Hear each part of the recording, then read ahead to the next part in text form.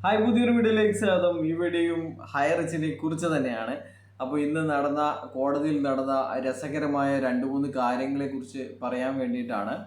അപ്പോൾ ഇന്ന് കഴിഞ്ഞ ദിവസങ്ങളിൽ അടക്കം ഇവരുടെ വക്കീൽ നല്ല ഒച്ചയിൽ വാദിച്ചു കൊണ്ടിരുന്നത് എന്ന് പറഞ്ഞു കഴിഞ്ഞാൽ ഈ കമ്പനിക്കെതിരെ ആരും തന്നെ പരാതി കൊടുത്തില്ല എന്നും കമ്പനിയെ ഗവൺമെൻറ് ഫ്രീസ് ചെയ്തതിന് ശേഷം പൂളിംഗം കിട്ടാത്തത് കൊണ്ട് ചിലർ അവിടെ ഇവിടെയൊക്കെ പരാതി കൊടുത്തിട്ടുണ്ട് എന്നുള്ളതുമാണ്.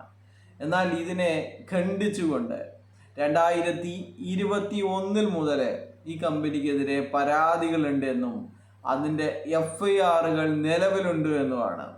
അപ്പോൾ അതൊക്കെ ഇന്ന് ഗവൺമെൻറ്റിന് വേണ്ടിയിട്ട് PP അതൊക്കെ വായിക്കുന്നത് നിങ്ങളെല്ലാവരും തന്നെ ഇന്ന് ഒരു കോടതിയിൽ ഹാജരായ എല്ലാവരും തന്നെ കേട്ട് കാണും.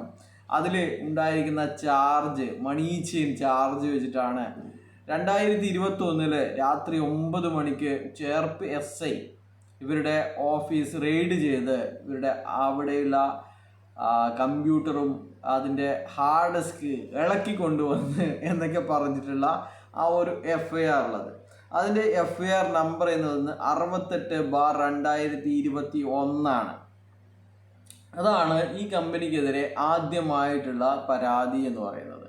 അത് മുഖ്യമന്ത്രിക്ക് കിട്ടിയ പരാതിയുടെ അടിസ്ഥാനത്തിൽ ക്രൈംബ്രാഞ്ചാണ് ഇത് FIR ഇട്ട് കേസ് അന്വേഷിക്കണമെന്ന് പറഞ്ഞിരിക്കുന്നത്. 68/2021.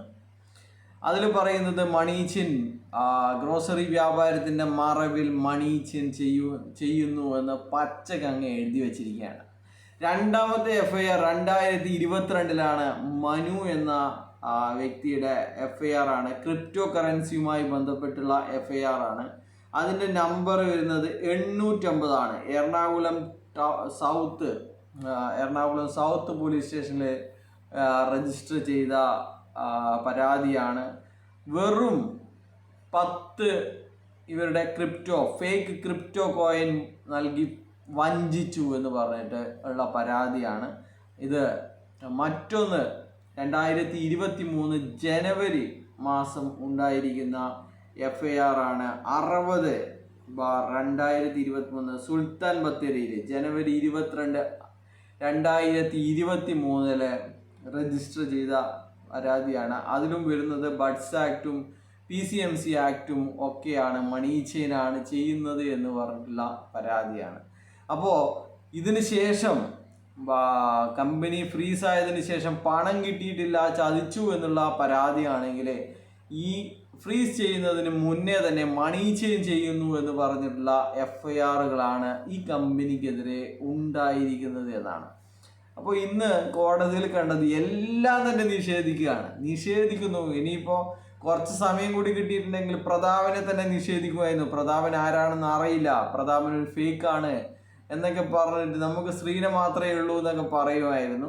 പക്ഷേ എങ്കിൽ വെബ്സൈറ്റ് ഫേക്ക്, ബോണ്ട് ഫേക്ക്, അതുപോലെ തന്നെ ഇവരുടെ സർക്കുലറുകൾ എല്ലാം തന്നെ ഫേക്കാണ് എന്ന് ബ്ലൈൻഡായിട്ട് പറയുകയാണ്. പക്ഷേങ്കിൽ അവസാനം അവരുടെ വെബ്സൈറ്റ് പരിശോധനയിലാണ് ഈ പറഞ്ഞ ആൾക്ക് തല കുനിക്കേണ്ടി വന്നത് എന്നാണ്. അദ്ദേഹം തല കുനിച്ചിരുന്ന് ഇത് ചിരിക്കുകയായിരുന്നു എന്നാണ് അവിടെ നിന്ന് ലഭിക്കുന്ന.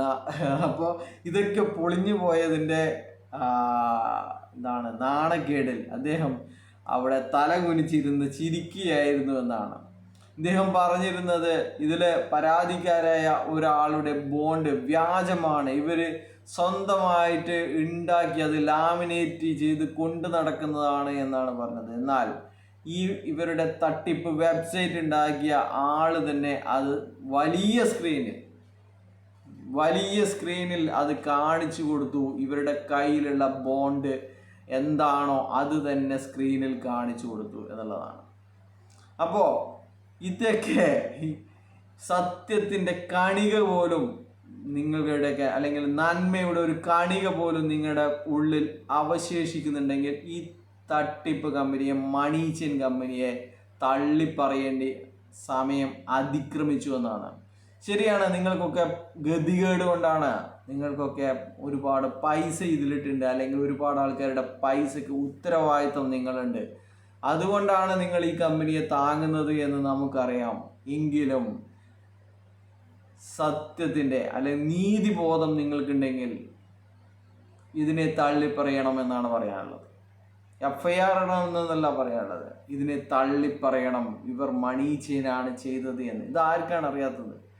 എല്ലാ ലീഡർമാർക്കും അറിയാം ഇവർ മണി ചെയിനാണ് ചെയ്തത് എന്ന്. അതുകൊണ്ടാണല്ലോ അവർ ഇതിൻ്റെ കൂടെ നിൽക്കാത്തത്, ഈ മണി ചെയിൻ്റെ നാറ്റക്കേസിൻ്റെ കൂടെ നിൽക്കാത്തത്.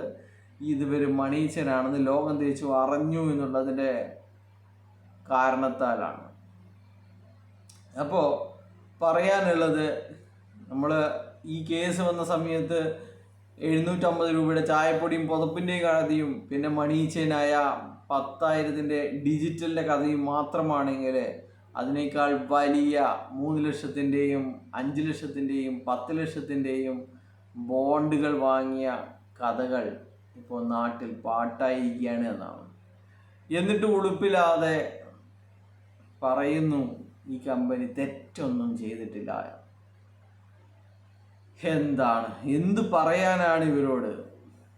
അപ്പോൾ അതാണ് ഇന്ന് രാവിലെ ഇവിടെ അളിഞ്ഞ ഷാജിയുടെ ഗ്രൂപ്പിലുണ്ടായിരുന്ന ഒരു മെസ്സേജാണ്.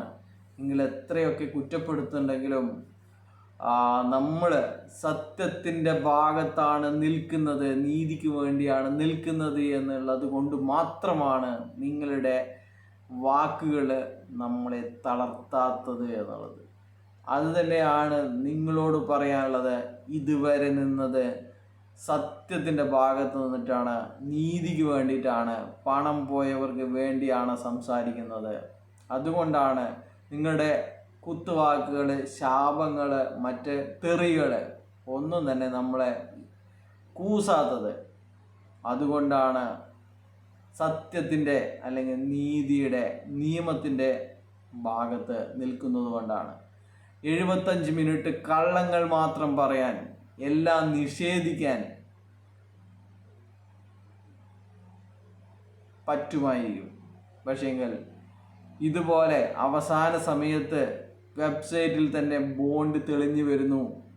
അതുപോലെയുള്ള കാര്യങ്ങളാണ്.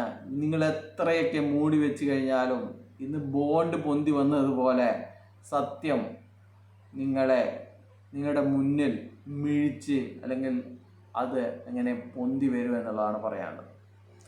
അപ്പോൾ ആരും തന്നെ പാനിക് ആവേണ്ടതില്ല എന്നും കൂടി പറയുന്നു.